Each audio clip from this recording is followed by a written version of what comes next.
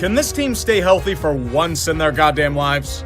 In 2 of the last 3 seasons, the 49ers' ambitions were cut down by a litany of wounded. The time they were healthy, they went to a Super Bowl. We know what they're capable of. At this point in time, the question is at quarterback. It's been looking more and more apparent that Jimmy Gsus isn't the savior he was made out to be. They've been looking to cut ties with this false messiah for a new god. His name is Trey Lance, and he has the natural ability to make a difference. He's not ready, though. San Francisco must bide its time. The key for them is in durability. If they can stay off the injured list, things will fare much better for them. Although that's a really big ask considering the circumstances. The NFC is pretty tight in a lot of aspects. A logical person would just sit back and let it all develop, but I'm an impulsive bastard. I need to make shitty predictions that backfire quickly. The NFC East will surprisingly not change hands again, and it will be Washington that pulls it out. The NFC North is still Packers territory, however. The NFC South, I hate to say it, but Brady and the Buccaneers have it on lockdown. The NFC West, though? That's tough, but I'll have to say San Francisco bounces back if they're healthy. For the wildcards, I'm rolling with Seattle, New Orleans, and the Rams. Once again, many teams can be considered for these 3 slots. With that being said, I should shut the hell up. It's time for some fucking football. This is ugly. The 49ers are mopping the floor against Detroit. They're not even trying to refresh the water they use. They'll soak the Lions in all of that grimy sludge and stagnating muck for all of us to see as a warning. The first victim will be a man named Jeff Okudah, suffering 3rd-degree burns not only on the football field, but with the excoriations of his position coach. To add to the shit Sunday, he left the game early with injury. This was a 3rd overall pick, by the way. The 1st overall pick they acquired from LA didn't look much better, but it's the Lions, and the Niners have a 41-17 lead at the 2-minute warning. This shouldn't be much of an issue. So, is anyone gonna talk about how Detroit is coming back into this game? Can San Francisco stop lathering margarine all over their hands before plays? The Lions are pushing down the field to tie the game for fuck's sake! Oh, thank God they escaped with a win. Niners never ever do that again. If you do, I'll hunt you down. Capiche? The 49ers are so goddamn enigmatic. For whatever reason, they've been allowing vastly inferior competition to either stay in games for too long or allow them to come back in insane fashion. On the surface, San Francisco should be dominating the Eagles. Barring a few big plays, they've held Hurts and the Philly offense in check. But the Niners' counterattack has been quite lacking. This is supposed to be Kyle Shanahan's baby, right? Why does it feel so out of sync? Why is Brandon Ayuk losing snaps to undrafted receivers? Am I supposed to pretend this is some of that incredible offensive genius? It surely isn't. But you know what is? The Eagles going for it on a 4th and goal with the Philly special. The dude fucking threw it out of bounds instead of try for his target. If that's not Eagles football in 2021, I don't know what the hell is. No wonder why they lost. Way to take a gift horse and shoot it for being in the wrong stall. Ref ball. The game. Coming soon to game consoles everywhere. You had a potentially great game in your midst, but the Packers were pulling away early. They're up by 17, so they need some terrible penalties to make up the difference. Some ticky-tacky pass interference calls helps get San Fran a TD before half. Maybe defensive holding, that's a good one too. Ooh, how about some of those bullshit roughing the passer penalties the fans love so much? But make sure not to call much against the 49ers. Helmet-to-helmet hits on defenseless receivers are A-okay here. Player safety, am I right? The Zebras will try to hand the game to the Niners so often that Jimmy Gsus still thinks the tuck rule is still a thing. It's okay, Jimmy, I did as well. But that's all good and fine. San Francisco has the ball. If they can control possession until the end of the game, they'll be fine. Garoppolo over the middle, that's caught. Juszczyk, can he get in? Yes, he can. Hold up a second. San Fran scored a TD with time left? That's it, Green Bay's winning. They gave Aaron Rodgers too much time. 40 seconds is an eternity in the modern NFL. And Rodgers is a master at the 2-minute drill. Playing defense? What's that in this NFL? Just go into zone D. You don't even need to pretend there's any tension. Just go right to the kick through the uprights. And the kick is good to win the game. Good work, refs. You created your manufactured drama with all that bullshit. Fortunately, the team that deserved to win did. Now on to the next Art Attack, Wisconsin. Can the real Seattle fucking stand up? Please, I'd like to figure out what the hell team I'm supposed to expect from them out of a given week. They'll look great. They'll choke everything away in a second half. They'll look like the sludge spewing out of a septic system. And and then they'll somehow appear to put everything together and lather a fancy sheen to mask the rotting stench beneath. It looked ugly early, but against San Francisco, you'd think this team was a goddamn Super Bowl contender. The offense did shit. The defense actually defended. Ken Norton Jr. somehow gets to live for another week. How does this happen? Russell Wilson was running a marathon with how shitty his O-line was yet again, and he still performed! San Fran, do you have an answer for this heresy? Oh, I see. The 49ers betrayed Jimmy Gsus to the injury clergy for 30 pieces of silver. The fans' wish has been fulfilled at quarterback. Trey Lance, the Judas of San Francisco. His youth and athletic beauty enamor many to his cause, and they hope Garoppolo is injured long-term because everyone is a petty fuck. Hopefully this doesn't end like Judas himself, if you get my drift. Didn't solve shit for the Niners, they still lose a crucial game in the NFC West race. They need to do something though. That offense has been shit in a bucket so far, and that might be going easy on them. Cardinals still have a lot to prove to the NFL world. They may be undefeated, but their question was always inconsistency. Could they maintain their form for a long period? Could they win in other ways besides offensive firepower? Today, the answer is that they can. What piqued my interest about this win against San Fran wasn't that they won. It's that they won by means of team defense. That was one of their major weaknesses. It was the only consistent thing on the team, that it would always fall apart. True, there were some catches. Trey Lance was making his first career start. The 49ers offense is such hot garbage it's creating greenhouse gas. San Francisco is wrecked by injuries again, particularly on said offense. Even then, it's a game that tells me one thing. The Cardinals are versatile, and that makes them dangerous. Impressive work for being a retirement home.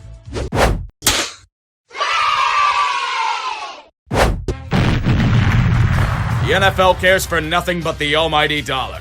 Do you think they give a shit about the bomb cyclone that's pelting Santa Clara with rain? Of course not!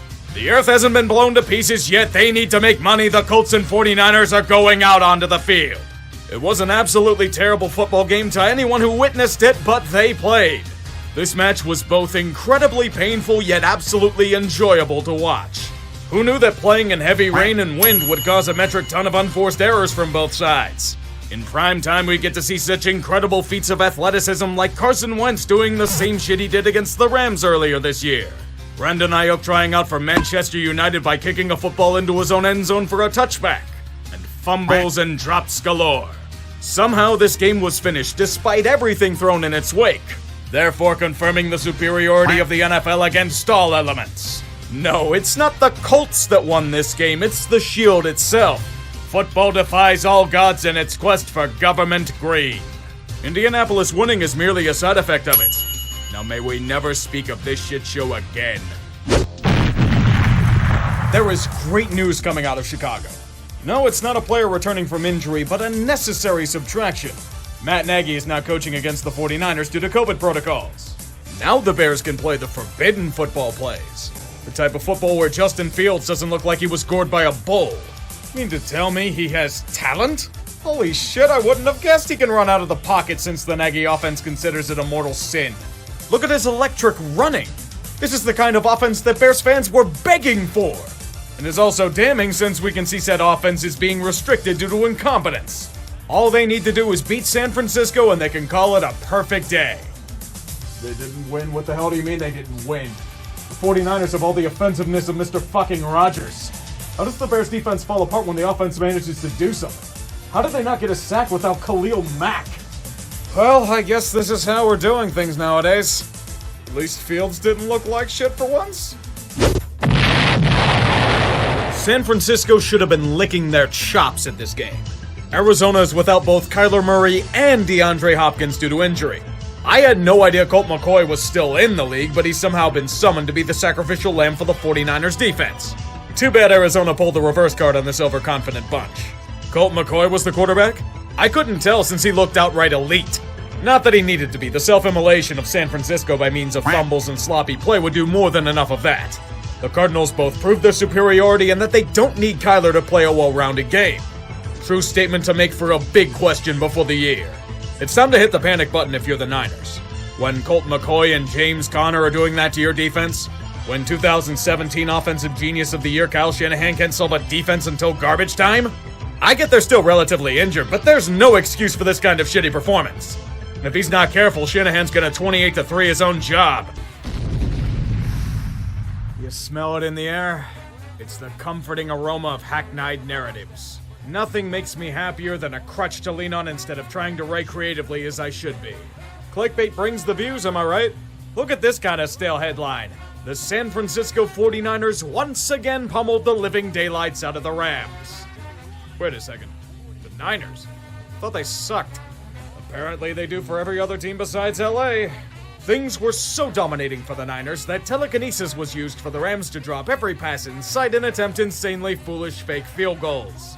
Oh boy, did San Fran need this one. A win here not only keeps them relevant in the NFC playoff race, but is their first victory at home in over a year. I'm not kidding, the NFC is a bloodbath this season. And like all other things that are good, Detroit is left out because they're irrelevant. Welcome to the NFL, where nothing matters because everything changes in 3 weeks. San Francisco is one of the few teams that gets to experience roughly 2 bye weeks in the season. No, this isn't a 20-week schedule. When you play the Jags, it's the equivalent of lining up against a scout team. These are games meant for teams like the Niners, where they've had both the win column and their confidence in situational football. Sometimes I think Urban Meyer's game planning involves a daiquiri on the beach and a night in a bar in Columbus. With how sloppy Jacksonville was today, it reinforces that thinking. The differences between the two franchises were night and day. I was very bullish on San Fran at the start of the year, and perhaps they're finally tapping into that potential of theirs with Kittle returning. They'll need it too. The rest of their schedule is a nice little grab bag of goodies to pick from. This one is intriguing to me. Both the Vikings and 49ers offer much more upside than their records suggest. They are flush with talent and have lost games in humiliating fashion. And for either team to keep their winning streaks alive, these rising stars must cross. For both, this match is must win. And it's unfortunate that one of them has to lose. With how they're playing in this neck-and-neck contest, this is the kind of battle that's glorified in film. Minnesota and San Francisco take turns throwing haymakers at each other while the audience watches in anticipation. Someone is going to blink first. Someone is going to make careless mistakes. Today, like many other days in their history, it was the Vikings. Kirk Cousins has been excellent this season, but threw a brutal interception to give the Niners prime field position. Down by 8 late in the third, Dalvin Cook fumbled to give San Fran more prime field position. But that was far from the main issue. He was sacrificed to the football gods in this play. It might be the second key player to be out long-term in less than a week. If you don't have bad luck, you have no luck, I suppose. Minnesota will blame ref ball for this, and they do have some arguments there. Mainly in the Adam Thielen no-catch and Josh Norman trying to tenderize Thielen's leg. But were the refs responsible for the entire offense being so disheveled that Kirk Cousins lined up behind a guard? How about their inability to convert at the goal line on 4 tries? Or what about their defense unable to stop an over 7-minute drive in the fourth quarter? I hate to say it, Minnesota, but the better team won here. Always the bridesmaid, never the bride. That's the curse of the Vikings. San Francisco enjoys it as they get back into playoff position. Seattle's season may be all but done at this point, but let me put it to you this way. When one of your main rivals is on your doorstep, don't you believe it's wise to sabotage any playoff aspirations they may have? There is no top draft pick to tank for. They traded it for a box safety. They do have pride in the opportunity to be a massive spoiler. San Fran does have an early lead, but we know who the Seahawks go to when they need to be bailed out from their own incompetence. Russell Wilson and the ground game. Seattle didn't bring in Adrian Peterson just so they could allow him to collect a few more bucks on his pension. They did it in the foolish ambitions of saving their season. Both teams trading blows. Touchdown after touchdown surrendered in the first half, but afterwards, a defensive struggle and pure shit show. Fumbles on the opening drive, interceptions in the red zone complemented by Jimmy Gsus being crucified for a safety in what could be described as impressive tactics to tie the game up. The punting may be furious, but the Seahawks rediscovered their offensive magic to secure a touchdown lead. They have the Niners right where they want them, trapped in the most devious of Pete Carroll's schemes, overpowered by their once great offensive might, and all they have to do is slide it in to win both the babe and the night. That deal with the local hospitals never lapsed, did it? How else would you explain fumbling at the fucking 1-yard line? Sadly for Seattle, they cannot get another safety, and the 49ers are doing everything they can to try and get the babe on the rebound. They have 4 minutes. They're going to milk as much time as they can moving down the field. The 12s are the ones that should be sweating here. San Fran's made it down to the opposing goal line and have 4 tries to get it done. With a guy like Shanahan, they should have a great call on 4th down. 12th play of the drive. Hasty is in. Garoppolo, blocked by Compton, deflected. Not when it's deflected at the line. Ain't this a throwback to 2020 or what? The 49ers coming up short in a game they could have used, and the Seahawks giving all of their fans heart attacks for the lulls. Will the NFL ever make sense this year? The answer there is a resounding no. This is low-key an incredibly intriguing matchup. Both teams are slipping under the radar due to either lack of expectations or early season struggles. However, they are eager to assert themselves on a grander stage. Ambition is an intoxicating aroma, and both the 49ers and Bengals are in situations where they need to win. They need separation from the hungry packs of wolves that smell blood in the air. Before all goes to shit, the 49ers show the world that last week's slip-up was a fluke. Cincy keeps fucking everything up. A specialty being cooked at Paul Brown Stadium, bungling punts to allow the Niners to gain a 17-6 lead at half. All may seem lost, but what's been the recurring theme for this week? Massive comebacks at the behest of elite offensive form. Joe Burrow is the real deal. You can see it in his poise and chemistry with his receivers. Jamar Chase is justifying his draft pedigree with amazing catch after amazing catch. Despite everything thrown in their way, it is only a 1-score game. But time is running short. What they need are big plays. They've got one on their final drive to Tyler Boyd, but they need another. Burrow throwing the other way. Turner! Caught! Jamar Chase! This is honestly the loudest pop I've heard out of Paul Brown Stadium since Vontez's pick in the wildcard game that shall be forgotten. Tie game. All they need is one stop, but San Francisco has goals of their own, and they have their own weapons to flourish. Garoppolo. Oh, what a catch by Kittle! Holy fucking shit, George Kittle, you madman! Robbie Gould should have no problem sealing the deal now. Oh no! Or not. The surprising epic is going to need overtime to settle. Cincinnati gets the first chance and the right to knock the Niners out at their own game. They will push with everything they've got, but it's not enough to get 6, and must merely tolerate 3. Here is where we get a Bengal tradition unlike any other. Heartbreak. Cincy's defense has no answers for George Kittle or any other receiving threat, and the Niners rep the positive emotion right out of every fan in attendance. With victory, San Francisco gains crucial separating distance in the NFC wildcard. All that the Bengals get is agonizing pain. They did everything they could, yet still came up short. Back into the dog pile with you. You get Denver next week. We can all agree this year has been insanely fucked for the NFL. Most games like the last one we recap feel like they're on some kind of drug cocktail. It's exhausting to follow this league some weeks. The only benefit is in memes fresh out of the oven. You thought it couldn't get worse. An old friend has reemerged onto the scene. Corona-chan is back from her lengthy vacation and wreaking havoc on every sports league throughout America. The NFL has felt her wrath hard. You may have noticed all the coughing last week. It was for good reason. Over 150 cases in the league over a 5-day span. It's not Pokemon to catch. Coronavirus is running a train throughout multiple organizations. Cleveland and the Rams have over 25 players in COVID protocol. Washington has over 20. Other teams like the Bears, Texans, and Lions are getting wrecked as well. 8 teams are in enhanced COVID protocols. This is the worst-case scenario we were fearing last season, and we're seeing it happen in front of our eyes. The NFLPA pleaded with the league for games to be postponed, but of course they waited until the last moment. In a shocker, the Shield cared more about game integrity than cold hard cash. The Saturday Browns and Raiders tilt has been pushed to Monday. Seahawks versus Rams and Reskins versus Eagles have been rescheduled for Tuesday. We have it again in doubleheader form, boys! Tuesday Night Football! Any chance we can get a Wednesday night game? For all the glorious memes? One of these teams is not like the other. Both of these fighters may be contending for playoff position, but there's a massive fraud in our midst. Atlanta, I appreciate the effort to overcome your unbelievably damning shortcomings. I really do. But we have to be honest with ourselves. You don't belong anywhere near where you are now. Not with your point differential, not with what you apparently call a defense, and not when you're getting slapped around silly by a team like San Francisco. They still have a shit ton to prove.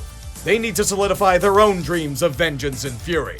George Kittle has been awoken, and he desires blood sacrifices to fuel his lust of wrecking coverages. The Falcons' false ambitions have been all but proven a lie. Despite everything they try to do, there is nothing that can counter 49er magic, and further solidifies their claim to January football. Don't sleep on them yet. They might be getting hot at the right time. Their opponents should be careful moving forward. Code Red, Tennessee. The Titans have lost 3 of their last 4 and look like shit in most of their defeats. Entering a battered homeland, a confident San Francisco that's won 5 of 7. In normal times, the Niners would absolutely destroy a group that's been battered by 17 waves of injuries and COVID. But as you can tell, this is not a normal year. All things are as fucked as someone in Jerry Boy's private suite. When looking at the first half, San Francisco should have crushed the Titans. But let's consider the holiday here. Jimmy Gsus and the Niner defense were in the giving spirit. So many times were their fuck-ups felt inexcusable for any other reason besides a tax write-off for charity. That includes regifting them A.J. Brown. Think Tennessee may have missed him. Not sure, might be a bit of a stretch. Regardless, the game had become a bit of a stalemate into the second half. A battle of fruitless trench warfare. That was until San Francisco finally realized they have talent at wide receiver and managed to tie the game with about 2 minutes left. But here's the problem.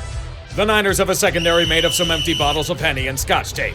Tennessee's going on a drive for their fans and dragging their playoff hopes with them. And you know what caps off such a surprising climax? Some points to walk it off.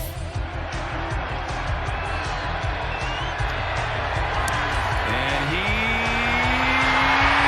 got it! Like most NFL games, by the skin of its teeth. Not gonna lie, the Titans pretty much saved their season with this comeback. 10 wins should be enough to make the playoffs in time to get more reinforcements, but Niners? We need to talk. What the fuck was that? You had them right by the throat and you let it go? I'm pumping your tires and you pull this shit? No wonder why you can't win anything of note. You allowed Jimmy Gsus to betray you for 30 pieces of silver. San Francisco has another chance to add distance to the wolves that are howling at the door, but it will have to be done without Jimmy Garoppolo. His hand injury will force him to bow out for the future. The truth. The lens. His high-end abilities were flashed but weren't consistent. Houston is playing a very tough game. Someone should tell them that their organization sucks and they're going to be punting most of their players away for 7th-round picks. As a result, things were looking quite hairy for a bit, but Trey Lance showcased what made him a 3rd overall pick. Elijah Mitchell returned to his excellent running behind a stout line. The defense successfully held a rather weak Texans unit, give or take, but they did what they had to do. It wasn't all that sexy, but the 49ers continue to maintain pace. Next week, however, is the true challenge. The Rams. Domination against them must continue. San Francisco must win, or else a horrible fate might befall them. San Francisco may have won their last 5 appearances against the Rams, but early on, not looking so hot. The Niners are struggling immensely, as LA knows the stakes of what is to come. But here is what separates the true contenders from fool's gold. Can they finish off their opponents when they are down? Matthew Stafford has had trouble doing this in games that have mattered, and once again LA is failing to do so. Thanks to shitty quarterback play and some timely defense from the 49ers, San Francisco has matched the Rams' 17 points with the awesome might of Deebo Samuel. Who needs Jimmy Gsus in his fucked hand when Deebo can throw dimes like this to receivers? Perhaps he should keep trying to as Garoppolo throws a duck near the red zone thanks to a fantastic interception by Jalen Ramsey. This is when Matthew Stafford remembers that he was brought in to win under penalty of death. So he manages to play up to his ability and lead a touchdown drive to regain the lead. Deep in the 4th, times are getting tense for the Niners. But to truly grasp it, we need to see how the Saints are doing. It's not much of a contest. The Saints do what they need to do and stay alive thanks to picking apart their rival with divine intervention. But even then, they cannot control their own destiny. They must wait for the Rams to do their part and finish the job. It's panicking season, San Francisco. If they lose, they're out of the dance. So what they're going to need is either Jimmy Gsus to reincarnate his golden abilities or the Rams defense to collapse in coverage. The good news is that they ended up getting both. Thanks to nobody bothering to tackle Deebo or cover Juwan Jennings has us in a stalemate. The Niners have come back to bring this to overtime. San Francisco gets the ball first. They know the stakes of what is to come. They will give it everything they've got on this drive to save their lives. San Fran gets all the way to the red zone but can't convert in the end. they'll be forced to give the ball back to the Rams with a field goal. However, they burned a lot of clock on the drive. LA and Stafford will have to work quickly to salvage the game. Watch Stafford go deep and picked off. Intercepted by Ambry Thomas. Rams welcome to the Detroit Stafford that can't do shit when he's needed to carry a team. Sadly, he is not playing the Ravens practice squad secondary. The Niners have been iffy, but they could make some noise in the playoffs if the cards fall right. This has been a season. So many twists and turns that it's hard to conceive with the naked eye. If you were looking at this year seriously, it was absolutely exhausting. But do you know the true bounty to cherish? The memes. It was fucking gold for this economy. Thanks to incredible collapses, fantastic comebacks, Urban Meyer's coaching tenure, and whatever the fuck Antonio Brown did in the Jets game. If the bigger games are going to be as fucked as the regular season is, I expect plenty of shenanigans to come in the future. Get ready. The NFL playoffs are about to begin. I was worried what was going to happen to the Niners if they missed the playoffs. Kyle Shanahan was on one really boiling seat in the middle of the season, even if injuries did a number on them again. However, they revived. A few things aid them in their quest for revenge against the football gods. First, an outstanding defense. Losing Robert Saleh hasn't caused them to skip a beat. It's a group that boasts a relentless pass rush and strong middle linebacker play. The offense is flush with weapons. A strong offensive line has allowed the running game to thrive. Whether it's by catch, run, or pass, Deebo Samuel is becoming a game changer right in front of our very eyes. Jimmy Garoppolo isn't pretty under center sometimes, but he does enough to win football games. It's great news for San Fran in, let's call them, other off-season centric ways. I've been bullish on this team this season. And while they haven't achieved their full form, they honestly could knock down a contender or two if things line up properly. San Francisco really has nothing to lose. They're waiting for Trey Lance to warm up his laser cannon to wipe out the field of play. Too bad this is a turn-based strategy game. The Niners will have to wait a bit longer. January in Dallas. A time and place where success isn't just expected, it's a birthright. For far too long, the Cowboys have been robbed of such glories due to what they may consider as a league-wide conspiracy. This year, however, things are different. Unlike the past 25 times Cowboys fans beat their chest about the franchise, they will be making incredible noise this postseason. If not in the playoffs, it will be by their fans yelling incessantly about them going to the Super Bowl. Even if they haven't made a conference championship in decades. A critical contest is about to begin for the Cowboys. For Jerry Jones, anything less than a powerful Super Bowl run will be punishable by death. Everything has been lining up for a date with destiny. Their first opponent to feast on will be San Francisco. The 49ers have been limp and ripe for the taking. Or so they think. San Fran did struggle to start out the year, but have been riding an impressive heat wave since that time. They were nearly knocked out of the playoffs entirely after being led to a cliff by the Los Angeles Rams. But fortunately, a fantastic MacGuffin descended from the heavens to save them in their time of need. His name is Deebo Samuel. Thanks to his efforts, an old rivalry will be renewed.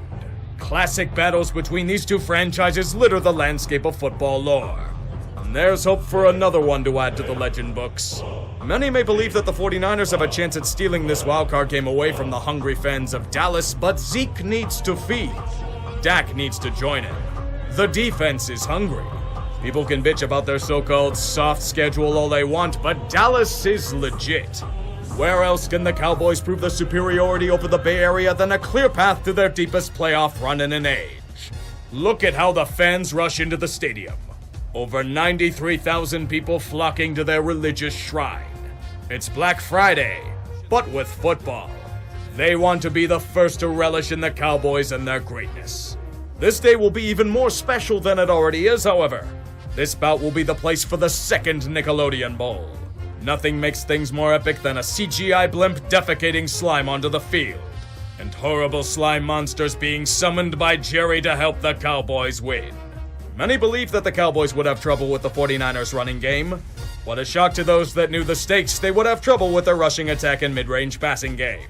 San Francisco would teach a masterclass on offensive production to score a convincing touchdown.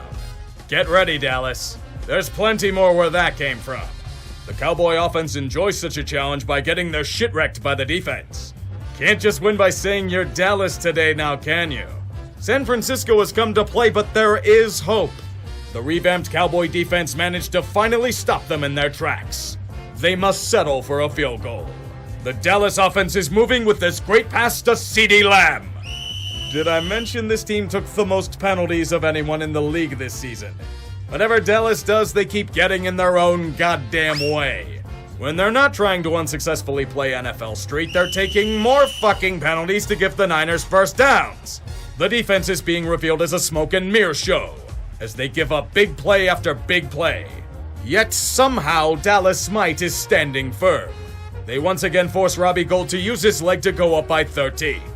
Now we can see the incredible talents of the Cowboy offense go to work. See them feed the beasts at running back? Cedric Wilson using breakneck speed to bust out big plays? Dak spiraling the ball for a touchdown? Of course you do. This is Dallas, and it's as constant as TV broadcasts cutting to Jerry Sweet during games. And it's also as constant as Trayvon Diggs being gashed for yardage and coverage. We'll ignore that, however, because he's a first-team All-Pro. The Cowboys at least stopped the Niners again and forced another field goal? Still only down by 2 scores? That's a plus, right? The time ticks to 3 minutes left until halftime. And things are getting a tad dicey in Dallas. They need to move quickly, but there are natural enemies of the Cowboys' might. The sun. For some hilarious reason, they have the windows facing to the west. So when the sun sets, it's a hindrance to any sort of passing game. Do you think you could catch like this? Fuck no, it's as if Gandalf and the Rohirrim are charging down to Helm's Deep. As Mike McCarthy mangles yet another game clock, the Cowboys head to halftime down by 2 scores. San Fran has the advantage, but there is trouble brewing. Nick Bosa was knocked out of the game with a concussion. They're losing a significant piece to their pass rush. It won't matter much if the Cowboys keep taking so many goddamn penalties, they may as well be sacks. Speaking of which, they sacked him anyway. Thank God for bad penalties taken by the Niners to give them life, but they do jack shit with it. The only benefit to this sloppiness is the punter hitting the scoreboard with a kick. One of the greatest names in football. Anger, sadly wasted on a punter.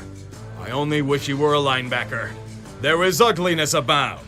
Miscommunications, more goddamn penalties by the Cowboys, Dak dying because he has no line and then throwing a brutal interception near his own red zone. Is this your king, Dallas? Because I'll show you a true king. His name is Debo, and he's scoring touchdowns when he's not starring alongside Ice Cube in Friday. Dallas is suffering another deep depression. Their vaunted offense can do nothing. When they somehow do something, like an oddly incredible fake punt for a first down, they're so incompetently run that the punt team stands there, unmenacingly, for 30 seconds.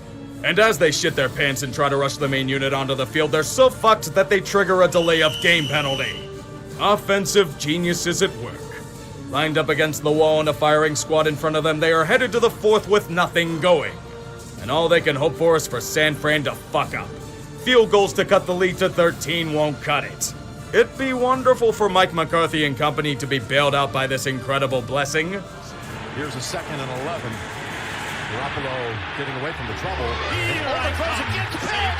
It's intercepted! On cue, the miracle has arrived. Jimmy Garoppolo suffered a shoulder injury earlier in the game, and it might be messing up his throwing mechanics. The Cowboys have life. Thank the gods for this bounty. Mike McCarthy is going to be carried by the talents of guys like Dak yet again. We have a game. Even worse for San Fran, Fred Warner went down with injury and will be out for the remainder of this contest. I swear to fuck, Niners, if you blow this, Kyle Shanahan will never be able to live his blown leads down. We hate it, but San Francisco is embracing the powers of self-destruction. So Dallas has a chance to be insufferable for yet another week. Look at their opportunistic chances to overcome their own fuck-ups. They have a chance to do something great, but time is running short. Every trick in the book is used, but 4th down is upon us. We pray that talent does not save them again. They're coming! You bet they are. Here they come. They're on them. Desperation heave, and it's incomplete. He's open. Sometimes that kind of magic can only go so far. It was a great effort by both QB and wideout, but not enough to convert in the end. Your dreams shattered because Cedric Wilson was unable to hold on to the ball. Wow, we feel so sad for you. And all was finished and nothing happened from this point forward. The end. This was the end of the game, right? It isn't. Jesus Christ, refs, just let it fucking end! Nobody wants Dallas to win!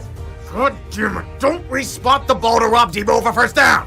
End this waste of a video already! 4th and inches. They move Williams to the right side. There is the sneak, and he's successful again. God damn it, Niners, are you trying to get people fired? They snapped the ball before Trent Williams was set. It's bullshit, but the rules are the rules.